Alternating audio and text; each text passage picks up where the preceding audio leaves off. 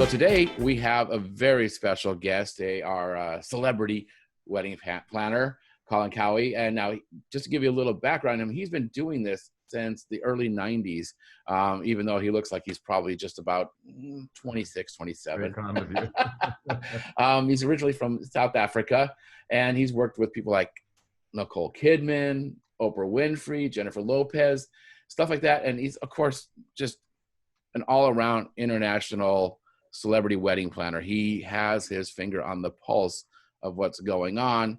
And so I'm just going to turn it over and welcome. Thanks, Colin, for joining us. Thank you, Carl. Thank you for inviting me to be on the show today. Happy to be here. It's amazing how the world, you never know what's around the next corner. So if I just rewind the clock a little bit, in February, I got married in South Africa, and I planned a 10-day wedding and had 176 guests travel from 17 countries around the world.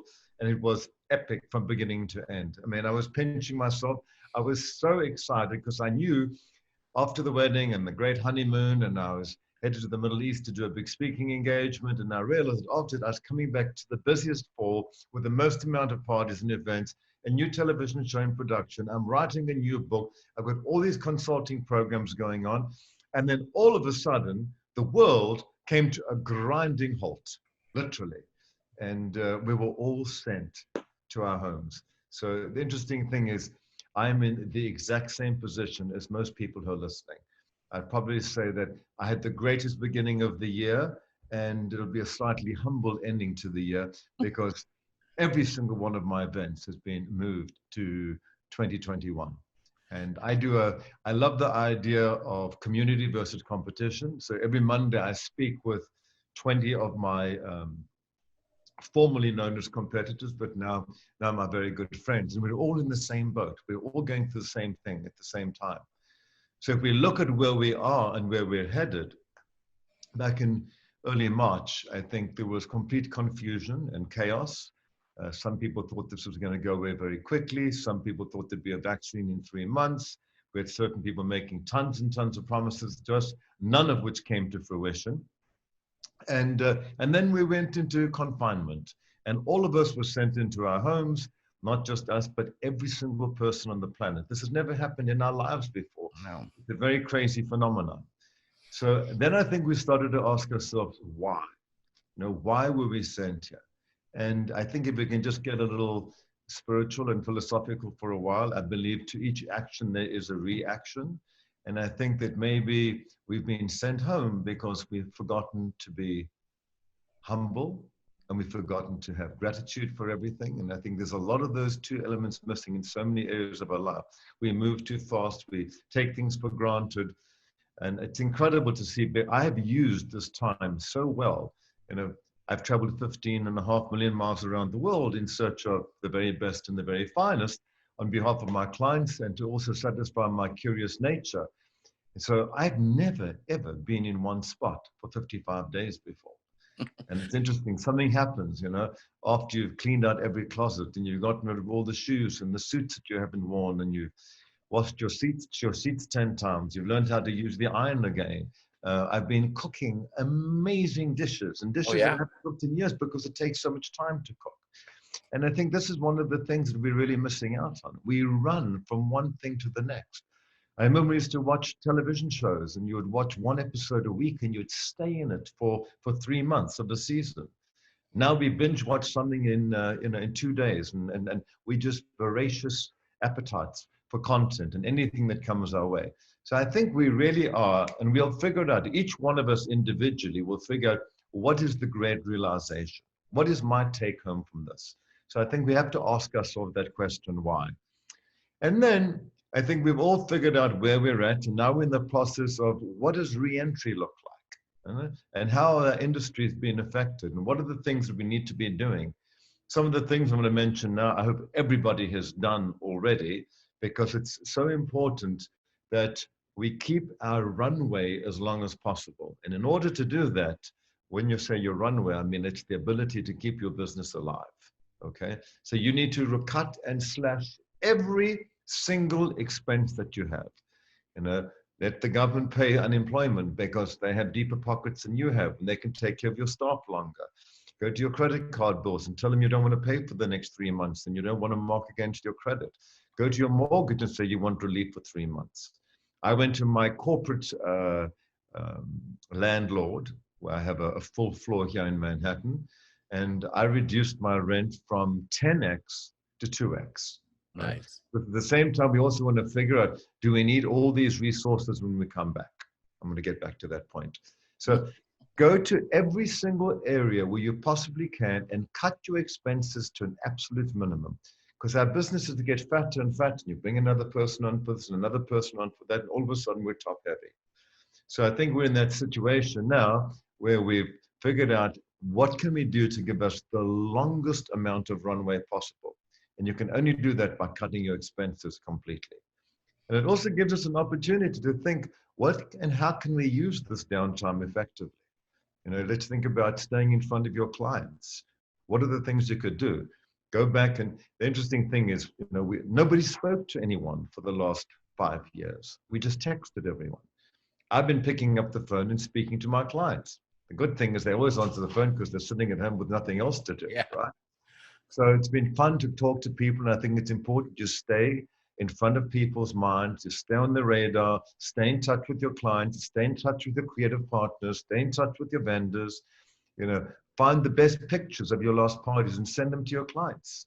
If they're really good clients, have that picture made into a jigsaw puzzle and send them a jigsaw puzzle that they can use, and that jigsaw puzzle could help them kill some of the downtime on their side as well. These are all things that keep us in front of our clients, and I think it's an important thing to do.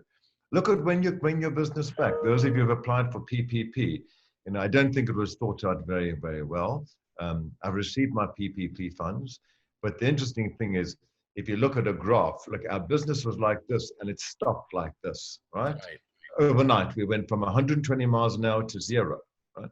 So now the PPP have told us that you need to bring all your staff back and bring them back at 100% at 100% salary, right? So, and you've got 2 months of runway. Well, the parties didn't come back the way that they stopped at 120 miles an hour. The parties are going to come back gradually over the period of the next year. So how do you use that money effectively?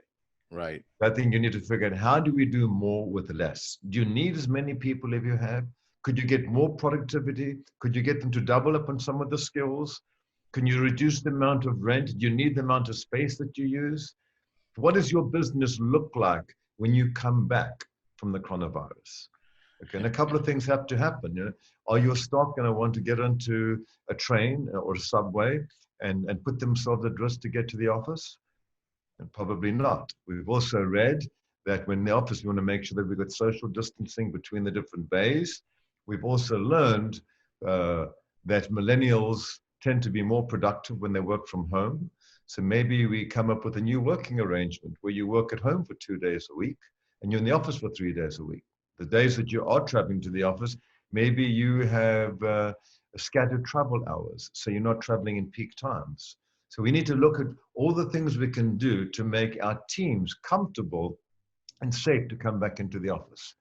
And if you're working with a staggered arrangement like this, you might not need the amount of space that you're going to need. Right. So I think then we also have to figure out, what is the dialogue that we need within ourselves to get ready for the comeback?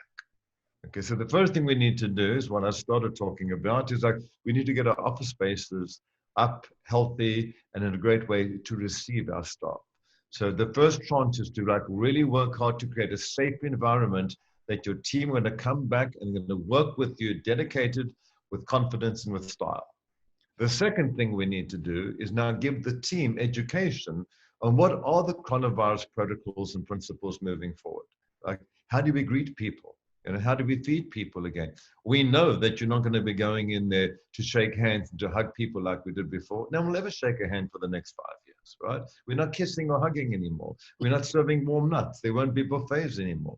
So we have to come up with what are the new protocols, and then make sure that our teams have the right vocabulary and they know exactly how to answer questions. The last thing you want is some waiter giving the wrong question, the wrong answer, and sending off alarm signals. So I think that's the second area, is how do we prepare the teams to go into the workplace with all the tools that they need, from gloves and masks and hand sanitizers and protocols with regards to serving food. And I think the next area is, what does the event look like when we come back? Okay. And I know that I've done and participated in virtual parties and events. They're happening right now. I call it the big band-aid, because there's a reason we're in this industry. There's a reason why we love parties and weddings, because there's something happens when you look into someone's eye, when you can smile at someone's face and you can cheers them or drink a cocktail with them. I believe that is the goal. We will get back there. It might take 18 months to 2 years before we do, but we have to now figure out what are the protocols that we now put, this is the third thing, in front of our guests, so that they feel that we've done all the right work and that they can entertain and be entertained with confidence and with style. So what does that look like from an event planner's point of view? 72-inch round table. We used to put 10 to 12 people at a 72-inch round table. Yeah. And now recommending you put 6 people at a 72-inch round table. What does the dance floor look like? Is the dance floor going to be put into 10 by 10 sections? Will there be little pop-up dance floors and stages? Right? And then what happens when people have had too much to drink and they forget about social distancing? Right? How are we going to handle those situations? Do we have the social distancing police, a couple that go around and remind everyone? Because we've already seen them when they shut down the beaches in Miami already, because people are ignoring this completely. What does our food service look like? We know there'll never be another buffet again, thank God. I'm not a big fan of buffets. I always think that the buffets bring out the worst in people. Yeah. You've got 30 feet of food, and there's this syndrome that takes over. It's the vulture syndrome. If I don't put it on my plate now, it won't be here when I come back the next time. Yep. So the meat and the fish and the chicken and the shrimp and the meringues all on the same plate. You might as well put it in a Cuisinart and put a tube down your nose. It takes away from that experience. So I think the idea of doing these curated food stations where one plate we made at a time for you behind a shield is going to be much more cleaner and much more socially acceptable and within those guidelines. And I'm sure each state and each county will have what their own guidelines as to what we can and what we can't do. So now we have to think through very carefully, from the time your guest arrives to the time they leave, what are all the protocols that we need to put in place to get them to come back. So now then let's have a look at the group of people who are our customers, our guests, our consumers, our owners, who are going to come back.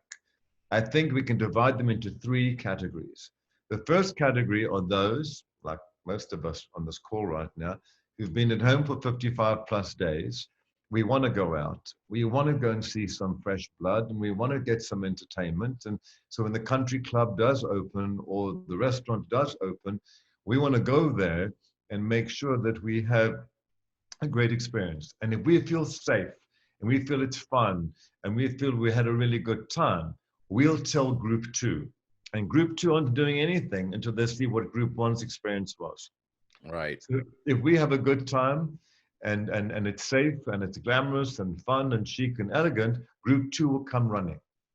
And I think they will come because group 1 had a good time. Group 3, I forget about that. I don't think group are going anywhere. They're not going anywhere till there's a vaccine and this whole thing has been cleared up, which, as we've been told, it could be September this year, it could be 2 years, and yesterday they said there might never be a vaccine. So right. The one thing I'm learning about this is we were all speculating, 55 days ago, what was going to happen.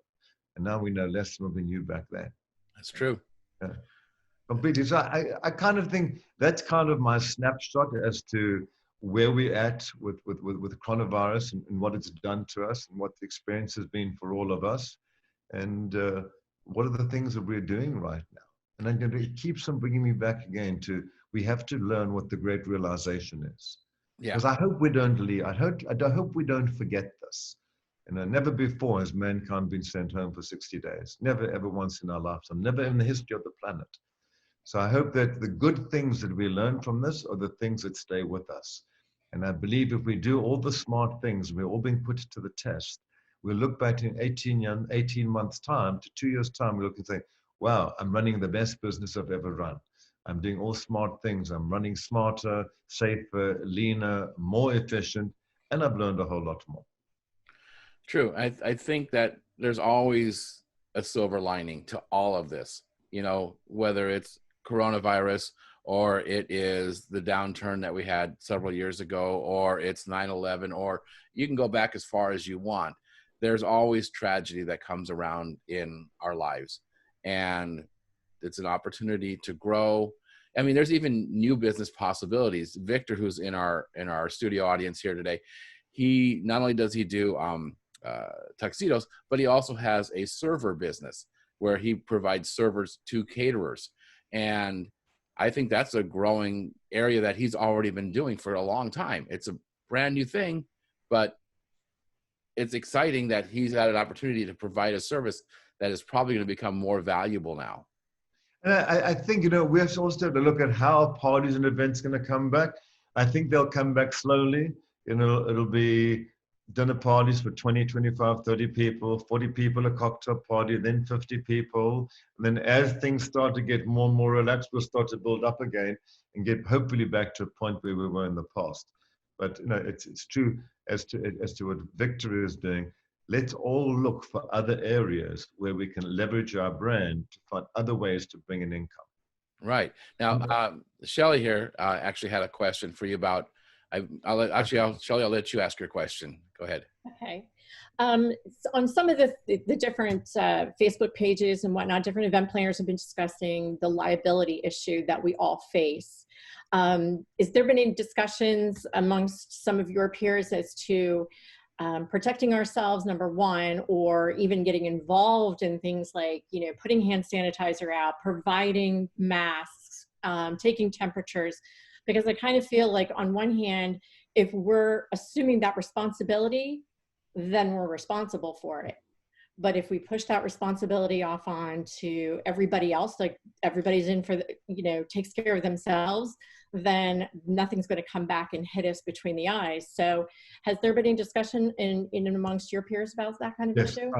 A lot of discussion about this. I think one of the things, this is very uncharted territory. We've never been this before, and none of us have any of this written into our contracts.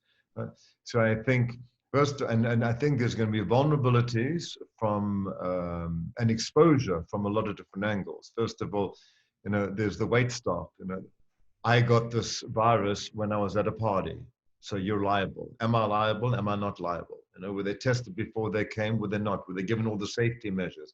So I think that this is uncharted territory, and it's going to get messy before it gets cleaner, because everyone's going to look to protect themselves. I want to protect myself. I need to protect my business.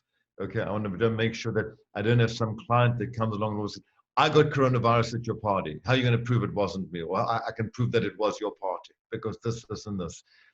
So this is an area that I think we're going to have to just jump in the deep end and wade our way through until the water finds its level, until we find something that's going to protect the worker, protect us, and protect the client.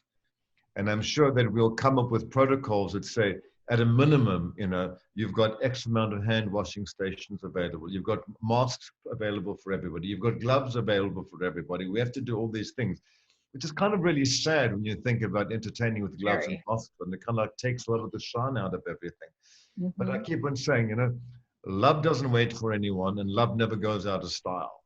Yeah. So we have to do these things. It'll be interesting when we look at the chronologies of fashion in 15, 20 years' time.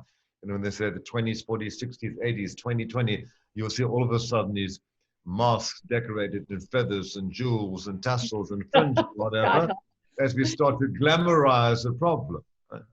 But getting back to your issue, I think it's going to be push, shove, and take from all different directions. And then, of course, then you're going to have the venue say the same thing as well, because I've just mentioned 4 entities. There's probably another 4 that anyone can point fingers at, right?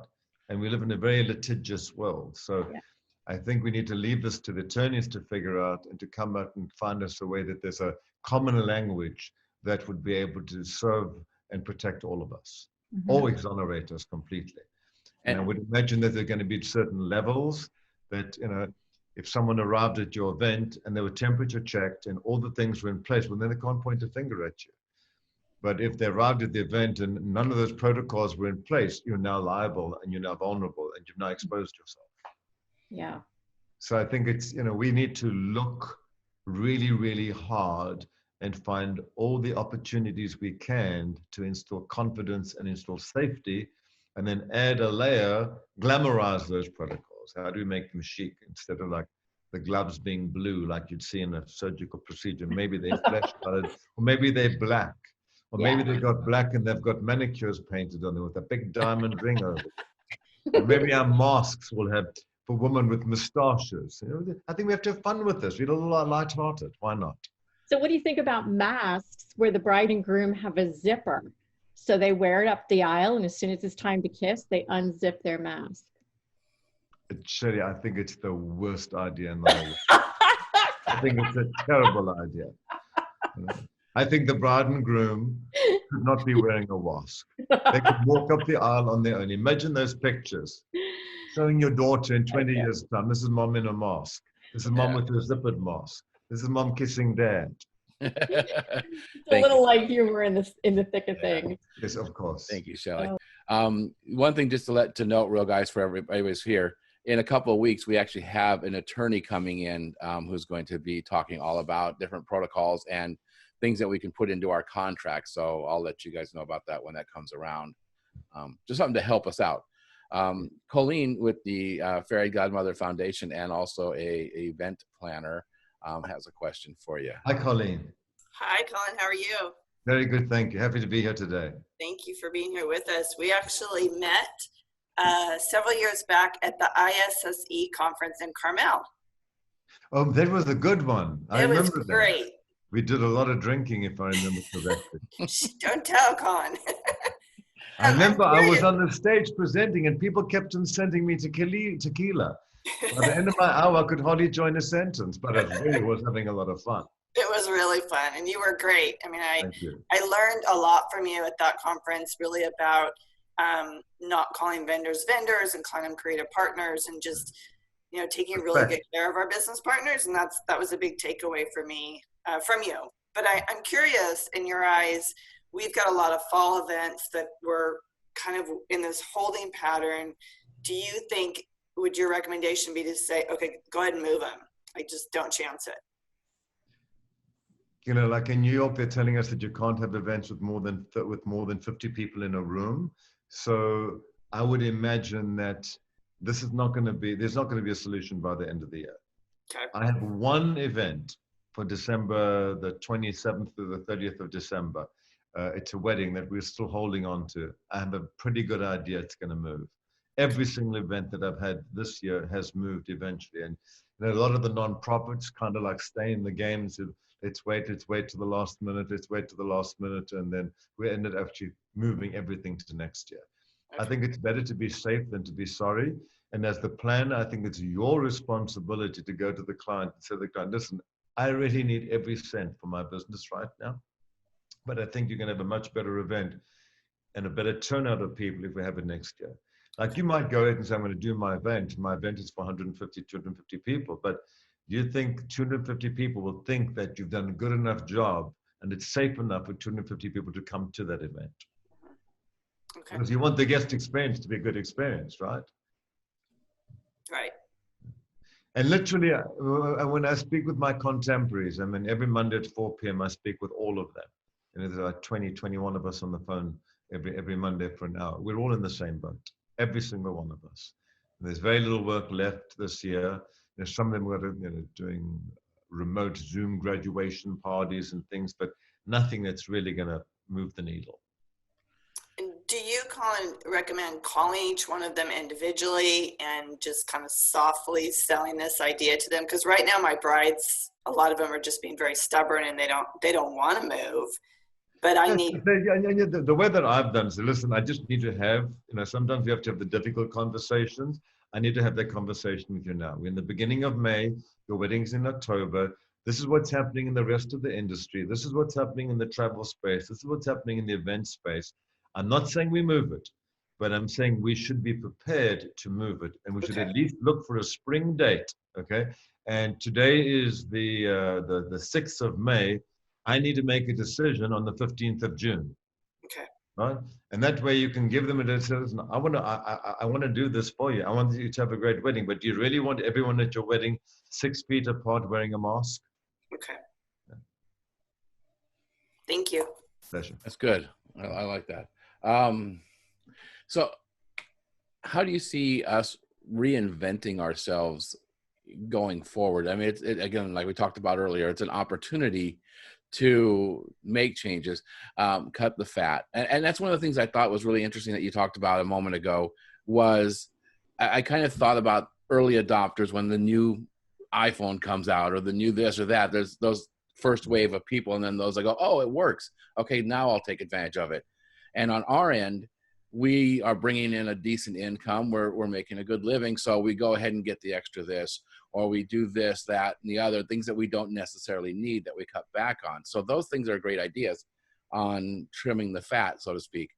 But on reinventing ourselves after this, what do you see? What are you doing? What do you think is good things to do? For me, my big focus is to keep my business healthy and to keep my business awake, open, and alive, and to do it with the team that I have in place. I might have to trim.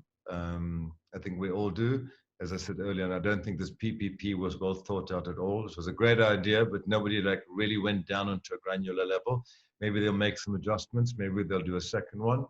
But for me, my biggest take home is running my best business and being able to present the best version of myself, and to be able to use this downtime to do everything from cleaning the office to going through the files, updating your website, updating the galleries, all those things that you haven't had time to do in the longest time. Make sure that the pencil is sharp, you get to dot the I's, cross the T's, and get ready for a comeback. Realizing that it's going to be a very gradual comeback, right? It's not going to come back with 100 events overnight. It's going to come back waiting to see what that first group did. And if this first group had a good experience, then I think it might get very busy very quickly. Awesome. So on a little more fun note, like we talked about in the very beginning, you got married back in February. How was it planning your own wedding as opposed to having to plan and take guidance from your clients? You are your own client. So of course, sky's the limit, you know. How was that? Well, I'm an extraordinary client. I'm actually an amazing client. Because I make decisions and I don't change my mind, and I was happy to pay for it. And I figured I waited so long. It's the first time I've gotten married. I wrote 10 books on the subject. I might as well do it properly. So it literally was, pardon me, it was well over a year of planning. I was engaged for a year. I actually started planning the wedding before I did the engagement. It was an incredible experience. I set up a website to invite all of our guests and said, we're inviting you to come and experience South Africa through our eyes. So some people were there for 10 days, some people were there for 7 days, but basically we had 176 people from all around the world. We started off on a safari and then went to another safari camp where all 176 came. And on the second night, the party was themed Glamourflage. Come dressed as your favorite exotic animal. And so here we are in the middle of a 225,000 acre game reserve with no fences, with lions and elephants and hippos all around us, and set up this insane, like Africa Burn party in the middle of the bush. And the costumes were phenomenal. And I wanted to give a great African taste. So we had African storytellers, and I really used the rainbow kitchen, which is what we call our cuisine in South Africa. So everybody exposure to all the different types of cuisine. The next day, we flew all of our guests to Cape Town, and they checked into a variety of different hotels. And we did a welcome reception, which was kind of a fun cocktail party in Camps Bay. And then the next day, we did an insane beach party, one of those decadent beach parties that starts at noon and finishes at 9:30 at night. Nice. It was really good. Really, really good. It was a fun party. It was the one party that I could get wasted and crazy at because I had to be pretty well behaved after that. That was a good one. And then we moved all of our guests, third time, to the winelands in Boschendal, in and Stellenbosch, which was very beautiful. We did a big family dinner on the Friday night rehearsal, and the wedding was epic. We did it on this incredible vineyard called Boschendal. And I wanted to rewrite the wedding as we know it and didn't want to do anything stereotypical. So we chose to get married on this huge, massive field with the most exquisite mountains in the background. We walked down the Serpentine Aisle. I had a 22-piece orchestra, and I found Danny, my husband, is Argentinian. So I found an Ave Maria piece of music with African drumming underneath. So I performed that live and had a soprano get up in the third row in the first seat and just start singing the Ave Maria. It was an insane moment. Wow. And then we did interesting things. So instead of exchanging rings, we exchanged these incredible, beautiful gold bracelets that were screwed on so they will never ever come off, which is better than, we thought it different from doing a ring. A really fun, and then my friend Naeem Khan did all the girls' bridesmaids' dresses, which were really beautiful, the fashion designer. We did an incredible Dom Perignon rosé cocktail reception out of this huge big ice urn. And then we went in for dinner. And dinner was, I really did, since it was a full night. We went from 6:30 p.m. till 7:30 in the morning. So dinner was a seated dinner, a 4-course dinner. And we started off with an incredible pianist performance. Danny's best friend is the #1 concert pianist in Europe. So she performed. We had this incredible dinner, the most heartwarming toast and speeches. And then we finished off after my toast with the 4 tenors performing. Then we went out to another space and we danced from there until 1 o'clock in the morning. And at 1 o'clock, then when I took everyone into, we'd built and designed a nightclub. We went to the nightclub and we were there till, I left like 5 and some people left at 7:30 in the morning. Wow.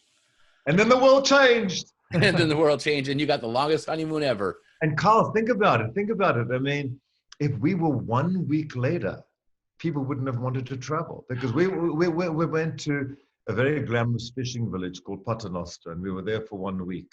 Mm-hmm. And after that, I had to go and speak in Dubai at the Engage conference.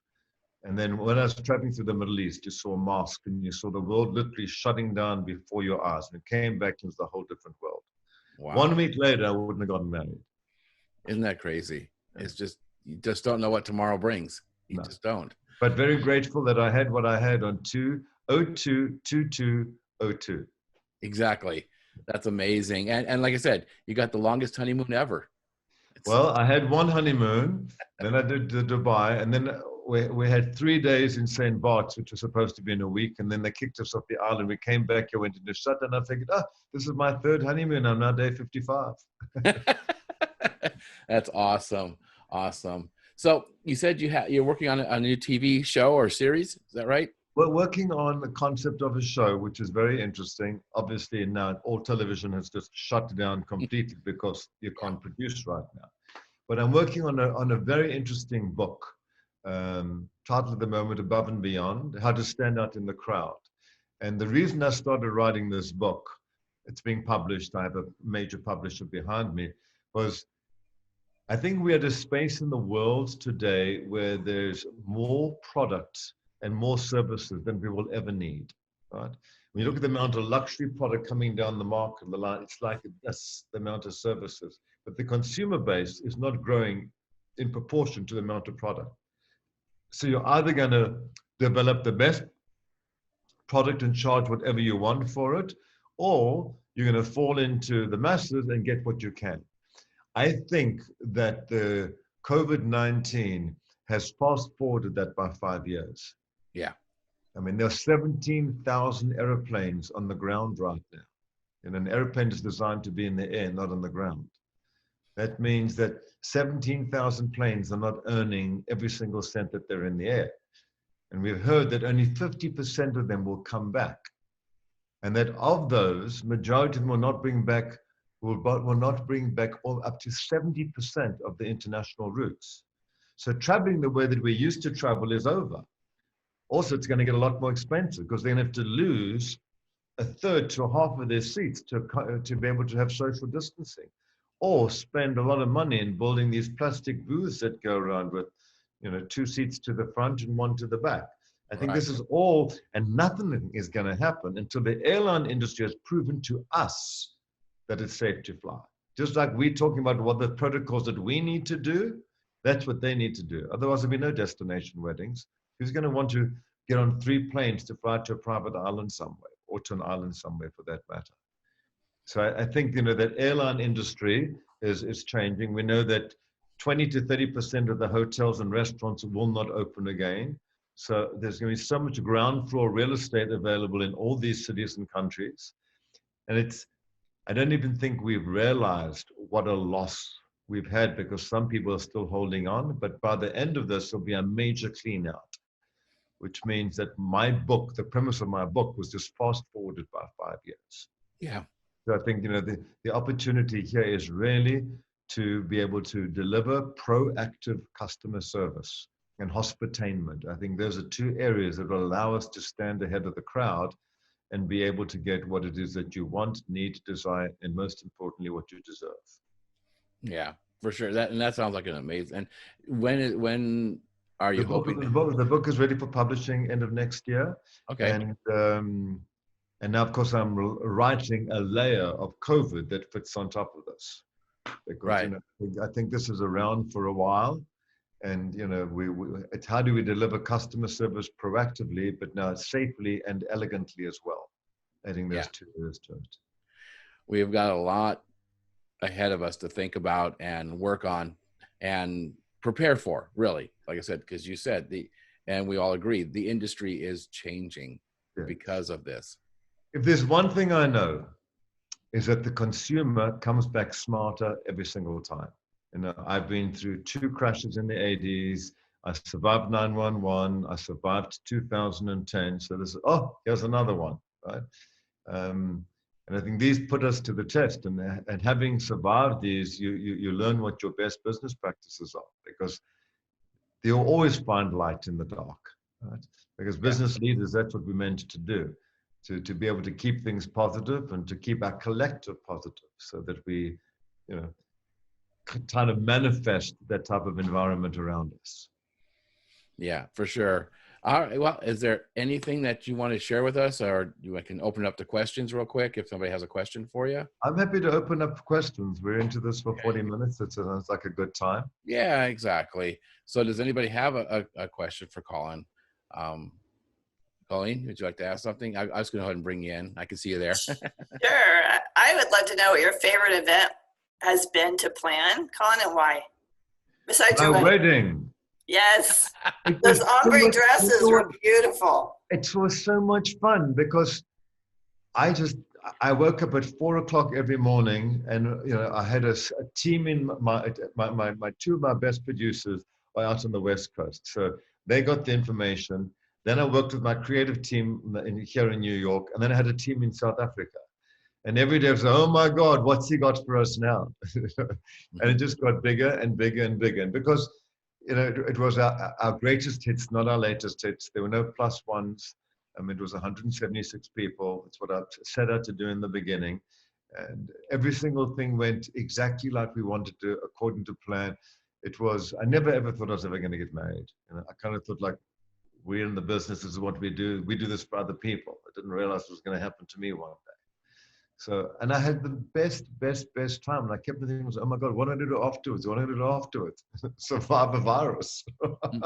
Yeah, that's awesome. I thought I was going to be able to showcase my wedding and all the one. I felt a little embarrassed showing all these glamorous pictures, and half the world is like, having an adverse reaction. So that was by far my best event, without a doubt. And I'll ride on that one for a while, I'm sure. Absolutely. But my usual answer to that question is it's the next event, right? Because that's what your client wants to hear. And everyone wants to know that that's real. And that really is where your focus is. It's on the next event. So my next big event that we had was a wedding coming up in London. So it moved from London. We postponed the date to later in London, and then we postponed it to a springtime. And now I said, you know what? We shouldn't be doing things in other countries. We should be spending locally. We should be supporting our local economies. That's where we need to spend the money. So I've kind of convinced 3 of my clients who wanted to do things out of the country. I said, let's do it in the US. I said, we've got a huge country here that we can do anything we want. But I think it's time we supported the local economy versus going to support someone else's, because we know there's a price tag for everything. That's absolutely true. Go ahead. You speak, Colin, at a lot of conferences, and are there a couple of highlight conferences that you feel are, because I know Engage is huge, and definitely a goal of mine to attend. Are there any other conferences that you highly recommend? I love conferences and I love industry events, because something magical happens when we get together collectively and we get to smaller groups, we get to talk, it's best business practices. and we get there to inspire and to teach one another and to learn from one another. So Engage for me is a fun experience. It always is. And I've always, I mean, I was one of the, I think I spoke at the very, very first event that they had in Turks and Caicos, and have been a big supporter for all these years. I think the DWP does a good job. I'm speaking there November the 7th in Greece this year. Bride Lux out of London, I think they do a very good job. You know, some people focus more on B2C, so it's kind of like the consumers in front of the industry. Some are more B2B. I like and what I've been doing a lot now, a lot of my focus is on hospitality. I have a hospitality consulting company, so I really enjoy the International Luxury Hotel Conference, finding out what's happening there, best business practices from other people, because it's a big focus of mine on hospitality. And outside of this arena, I've worked as a creative director for several real estate projects, hospitality projects, and it's something that I love to do because I get to take my entire skill set and put it under one roof, and instead of it being over in 9 hours, and then with the 10 coming down on Monday morning, it's something that continues. You know, this 35 years of intellectual property has turned into protocols and principles of how to run your best business possible. That sounds like the title of your next book. Principles and protocols. Yeah. Shelley had another question for you. So Shelley, go ahead. Hi, Shelley. Hi. Is there a central source of information that you tend to go to keep you in the loop of what's happening in the industry? Just in terms of the direction that the industry is going in, or just information in general? No, not that I know of, and I'm sure that there are. But between the different speaking engagements that I'm asked to participate in, and webinars and blogs and Zoom conferences and things like this, it's kind of how I kind of keep my finger on the pulse. Mm-hmm. I'm also a big believer in community versus competition. Yeah. In other words, speaking with your competition, making friends with them, and finding out, because we live in a very, very, and we work in a very fragmented business. You know, there's no barrier to entry. There's no qualification to become what we do. You know, and I think what I do is highly specialized. You know, I've spent 35 plus years honing my skill to be the best that I can be in a variety of disciplines that all relate back to creating events. And all of a sudden, because we're just an event planner or a producer, you're not a gold standard or a silver standard or a platinum standard.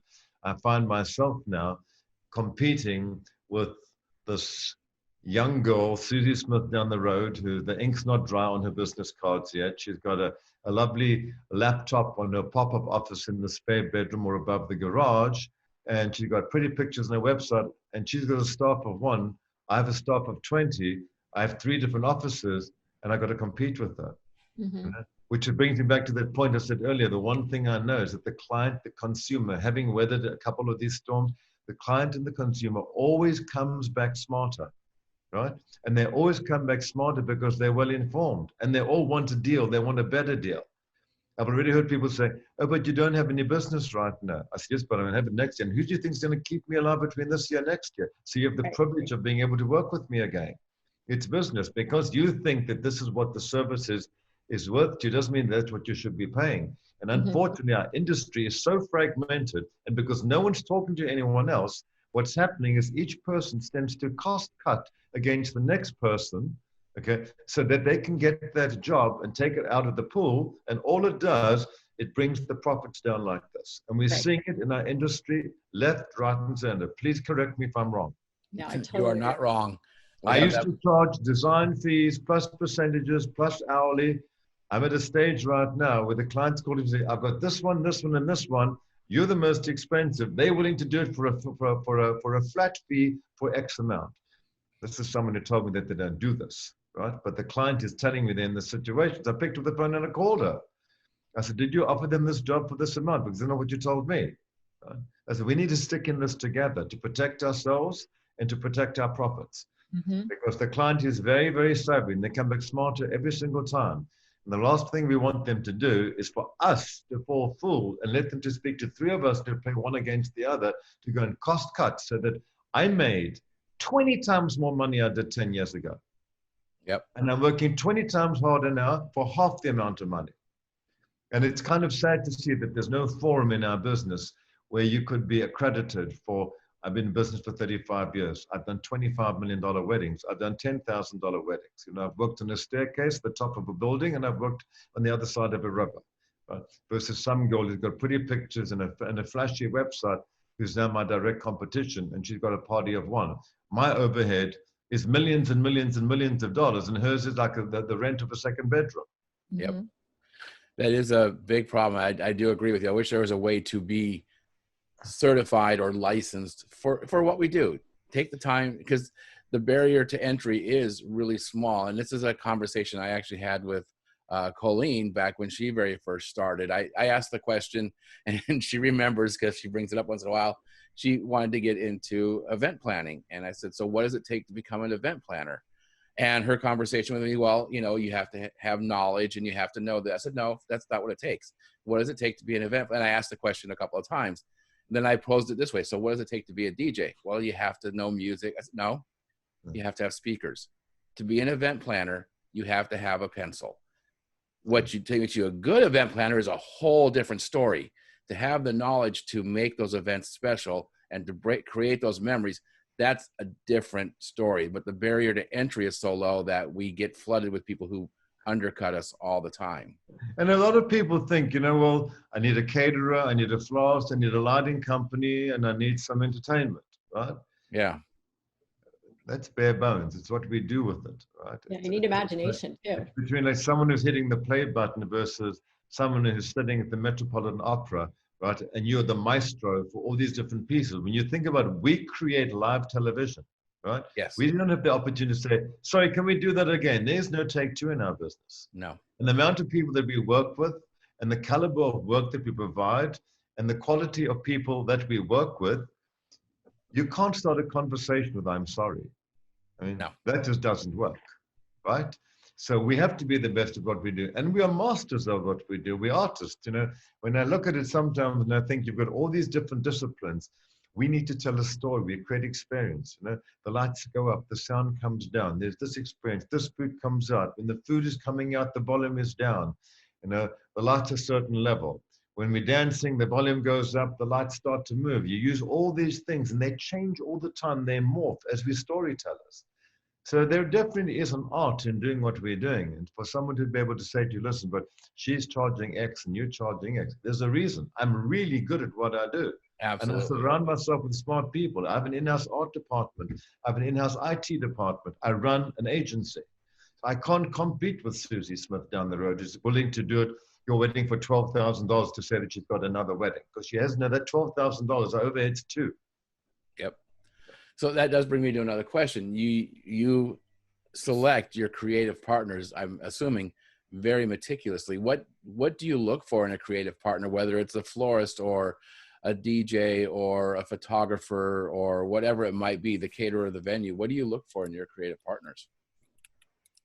First, you know, equal parts. Talent obviously is very, very important, but you don't want talent without responsibility. So you want responsible partners who show up on time, who bring more to the table than need. They're willing to work with you on price in certain events. When you can give them more on other events, you do. And you really create a relationship that's fostered out of respect. Because without our creative partners, we are nothing. We're just an idea. So I like to communicate very closely. I rotate a lot of our creative partners. I don't just only work with the same people, and then your work all looks the same. A lot of people say, this is my cake lady, this is my flower lady, then your work looks the same.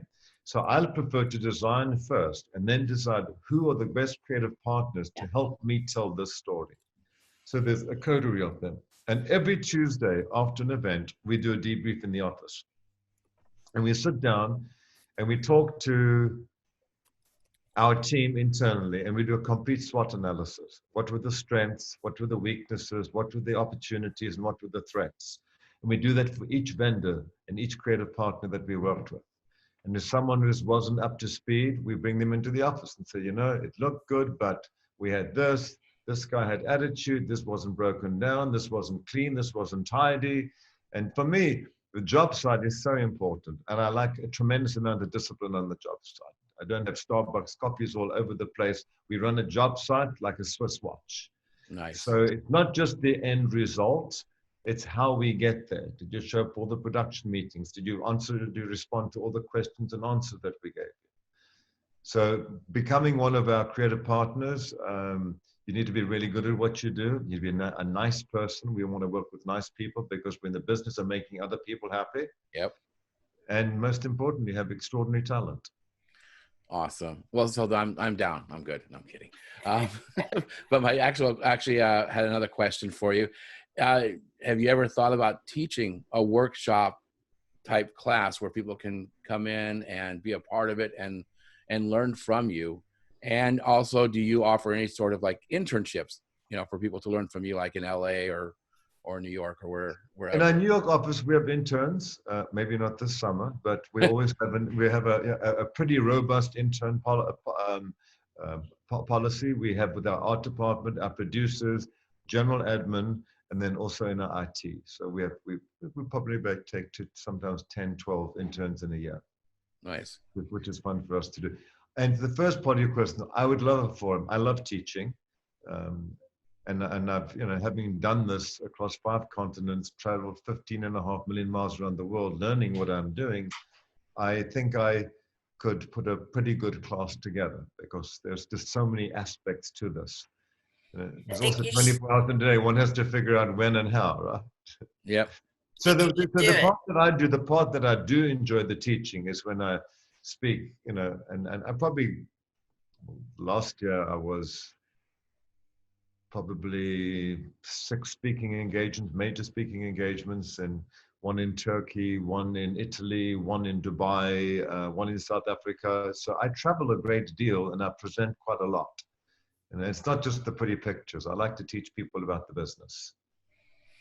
That's awesome. I think that would be a phenomenal thing for you to do. And that may be another way to pivot or another sphere to your business, Sure.